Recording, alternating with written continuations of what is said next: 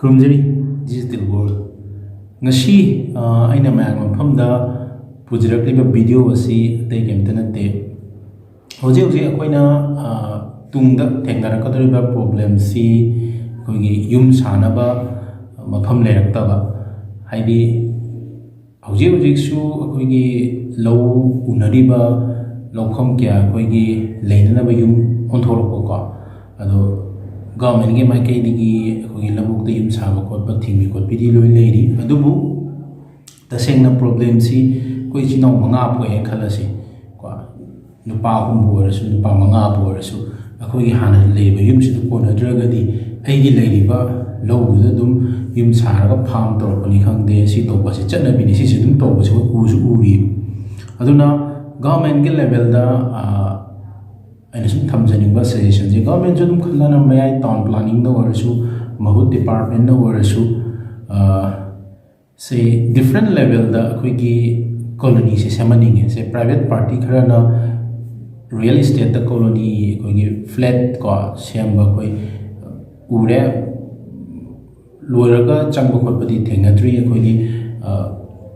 1999 gi 1999 on do mala national games matam da koi game village na gol da kai da semba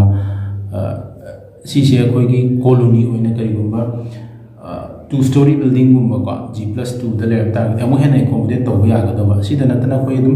quarter adi colony myam am lari aduna sumai to duna latest technology da koi gi mapalam da tamari ba flat system si da colony oina koi government semani gi si su koi gi 2 BHK 3 BHK aduga lottery to ba lottery so koi form to ba adigi wo khara mana koi gi yam needs ko data lai ba myo shi da preference pi ba ya mai category dum government na sem ba natraga di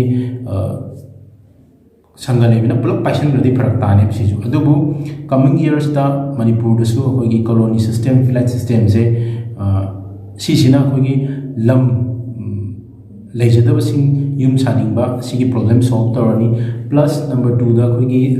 lopam sing mangthari se sumaina koi government identify torba jaga amda flat semak taraga di masi ju kanba ngamne na khale adigi plus koi gi construction company sing koi gi sisina business operate ton ba ko aduna government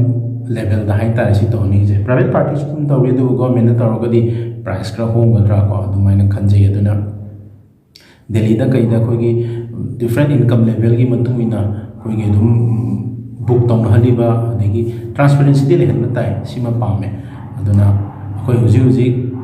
leifam chidi choklo ka dong na de population di dum increase tor ka do ni aduna population increase tor pa je human resource ni na lower shi ai adegi masi koi gi urbanization adegi koi gi globalization si gi impact amani na silo ya aduguna koi na leifam se sigi solution je manipur di flat system colony se horak pada ngari habi ya dana government na sigi initiative se lo ningi mai mari lina department na duna fajana ko standard oina G+2 da bu or so G+3 bu sar jo koi architectural na traga structural geology structural engineering ge approval gi matungina koi gi yum saning ba mi lamgi leitaba or matam leitaba yum sanabagi moi dum book toroga leijabe ya ba adigi ready to move in matam matam la aga di ko real estate the investment ju arkani da sigi problem ju solve to bani tham jani am sigi topic se pur lak sabani matung da su topa adum natural resource ke ba mani pura kari resource na income generate to bi abi mata na su project ke si ha ga me am de kai na bi ata ni chale thank you very much bye bye